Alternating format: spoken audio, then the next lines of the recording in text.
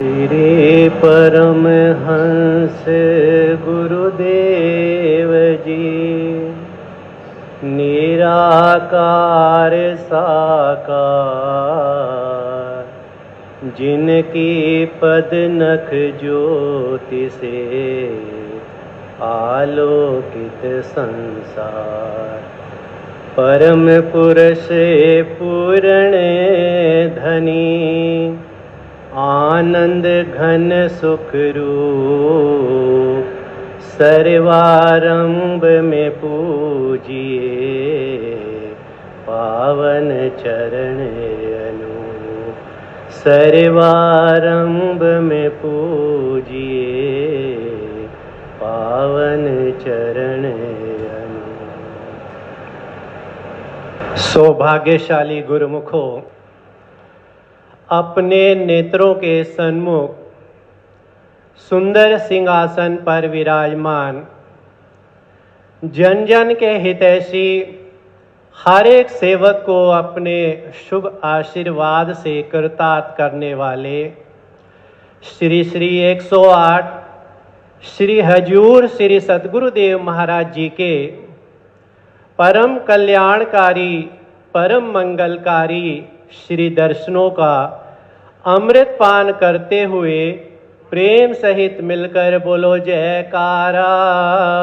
बोल मेरे श्री गुरु महाराज की जय। सौभाग्यशाली गुरुमुखों,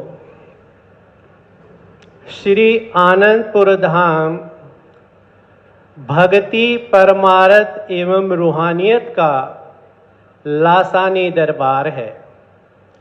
श्री आनंदपुर धाम की रचना इस धरा पर एक बेमिसाल रचना है। आज श्री परमहंस अद्वैत मत के महान प्रवर्तक श्री श्री 108 श्री परमहंस दयाल महाराज जी की कृपा से श्री आनंदपुर धाम की महिमा न केवल देश विदेश में अपितु चौखुंटी में फैली हुई है। श्री आनंदपुर धाम में जो भी जिज्ञासु भक्ति का भाव लेकर आता है, वह भक्ति के सच्चे धन से अपनी झोलियां भरकर लेकर जाता है। जब सेवक यहाँ पर आकर श्री सद्गुरुदेव महाराज जी के पावन श्री दर्शनों का अमृत पान करता है, तो उसका रोम रोम गदगद हो जाता है, उसका मन प्रफुल्लित हो जाता है।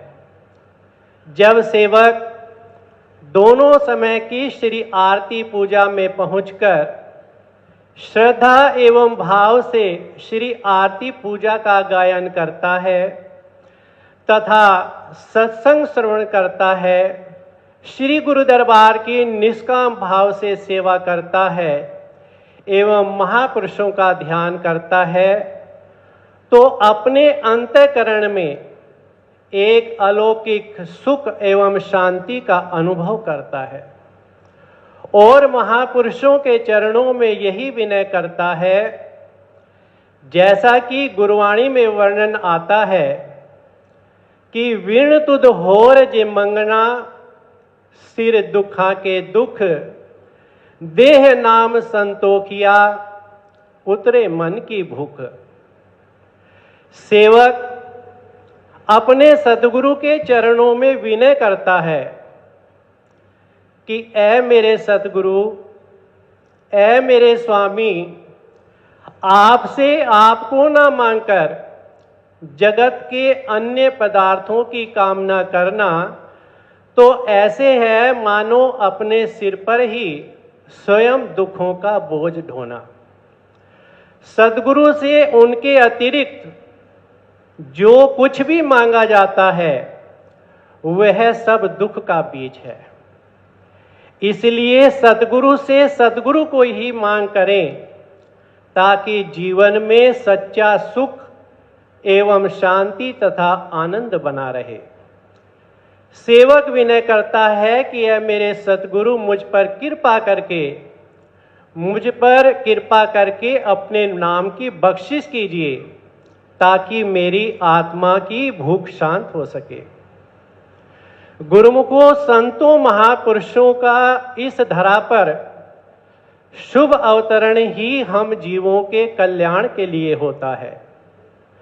वे हम जीवों को भक्ति की दात प्रदान करने के लिए ही इस धरा पर अवतरित होते हैं और अब हर समय अपने सेवकों को खुश व प्रसन्न देखना चाहते हैं। वे हमें बहुत कुछ देना चाहते हैं, क्योंकि सद्गुरु तो तीनों लोकों के स्वामी हैं।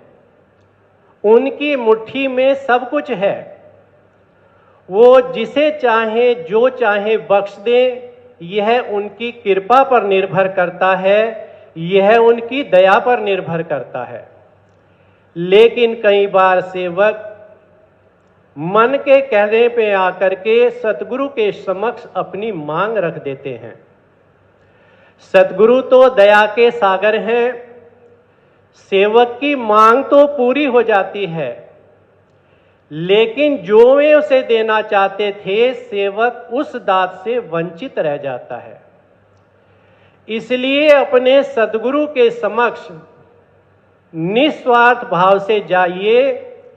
उन्हें सब कुछ पता है कि आपको क्या चाहिए। जो आपके चित्त में होगा वह सब कुछ आपको नहीं मिलेगा, क्योंकि जीव के चित्त के अंदर हजारों ही नहीं बल्कि लाखों कामनाएं भरी हुई हैं। लेकिन जो आपके हित में होगा वह सब कुछ आपको मिलेगा।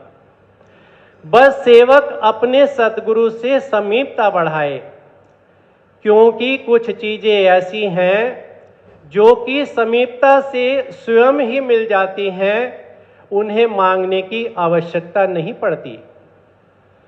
जैसे बर्फ से शीतलता, अग्नि से गर्माहट। अगर कोई व्यक्ति बर्फ के नजदीक जाता है, उसके समीप जाता है, तो उसे ठंडक स्वयं ही मिलनी शुरू हो जाती है, उसे मांगने की आवश्यकता नहीं पड़ती। इसी प्रकार जब कोई व्यक्ति अग्नि के निकट जाता है तो उसे तपस स्वयं ही मिलनी शुरू हो जाती है, मांगने की आवश्यकता नहीं पड़ती। इसलिए अपने सद्गुरु से समीपता बढ़ाएं, बिन मांगे ही आपको सब कुछ मिलना शुरू हो जाएगा। अब समीपता का यहाँ पर अर्थ यह नहीं है कि जो गुरुमुख जन पीछे की तरफ बैठे हैं वे आगे आकर बैठ जाएं। यहाँ पर समीपता का अर्थ है कि सेवक सद्गुरु की आज्ञा को अपने हृदय में धारण करके भक्ति के पांचों नियमों की प्रतिदिन श्रद्धा और भाव से पालना करे तथा 2 घंटे नाम का सुमिरन करे। जो सेवक भक्ति के इन पांचों नियमों की एवं नाम की कमाई करेगा, त्यों सद्गुरु से उसकी समीपता बढ़ती चली जाएगी। और जो सद्गुरु से उसकी समीपता बढ़ती चली जाएगी, त्यों सद्गुरु की रहमत का मी उस सेवक पर बरसने लगेगा। गुरुमुखों, जब आकाश से मी धरती पर बरसता है तो धरती पर चहुं ओर हरियाली ही हरियाली छा जाती है, जिसे देखकर मन प्रसन्न होने लगता है। लेकिन जब सेवक पर सतगुरु की रहमत का मी बरसता है तो उसके संपूर्ण जीवन में खुशहाली ही खुशहाली छा जाती है। उसका संपूर्ण जीवन ही सुख में बन जाता है। उसके लोक व परलोक दोनों संवर जाते हैं। गुरुमुखों, जहां पर मालिक की भक्ति होती है, जहां पर प्रभु के नाम का सुमिरन होता है, संसार के समस्त पदार्थ वहां पर दौड़े दौड़े आते हैं। कुदरत की समस्त शक्तियां उस जीव के कार्य संवारने में लग जाती हैं, जुट जाती हैं। ठीक इसके विपरीत जहां पर मालिक की भक्ति नहीं, प्रभु के नाम का सुमिरन नहीं, वहां पर दुख, चिंता, गम कष्ट कलेश आदि डेरे डालकर मनुष्य का जीवन नरक में बना देते हैं। भक्ति के बिना मनुष्य का जीवन निरर्थक है। इसलिए अब मनुष्य को चाहिए कि अपने चित्त से जगत की कामनाओं को हटाकर, उन इच्छाओं को हटाकर अपने चित्त में प्रभु के नाम को बसाए, मालिक की भक्ति को बसाए। गुरुमुखों, हमें भक्ति के सच्चे धन से भरपूर करने के लिए ही एवं जन्मों जन्म से हमारी बिछड़ी हुई आत्मा को परमात्मा से मिलाने के लिए ही महापुरुषों ने इस श्री आनंदपुर धाम की रचना की एवं भक्ति के 5 सरल एवं सुगम नियम निर्धारित कर दिए। दोनों समय की श्री आरती पूजा, सत्संग, सेवा, सुमिरन और ध्यान श्री आनंदपुर धाम के प्रत्येक अनुयायी का, चाहे वह दरबार में रहते हैं, चाहे वह संसार में रहते हैं, उनका ये कर्तव्य है कि वे भक्ति के इन 5 नियमों की हर रोज हितचित से पालना करें तथा प्रतिदिन 2 घंटे सद्गुरु द्वारा बख्शे हुए नाम का सुमिरन करके अपनी इस जीवात्मा का भी कल्याण करें और श्री सद्गुरुदेव महाराज जी की प्रसन्नता के पात्र बने। बोलो जयकारा बोल मेरे श्री गुरु महाराज। आज के शुभ श्री सत्संग की, शुभ श्री दर्शनों की सभी गुरुमुखों को बहुत बहुत बधाई हो। बोलो जयकारा बोल मेरे श्री गुरु महाराज की जय। ऐसे ही सत्संग सुनने के लिए इस चैनल को सब्सक्राइब करें और सत्संग को गुरुमुख जन तक अवश्य शेयर करें ताकि वह भी घर बैठे बैठे लाभ प्राप्त कर सकें। बोलो जयकारा बोल मेरे श्री गुरु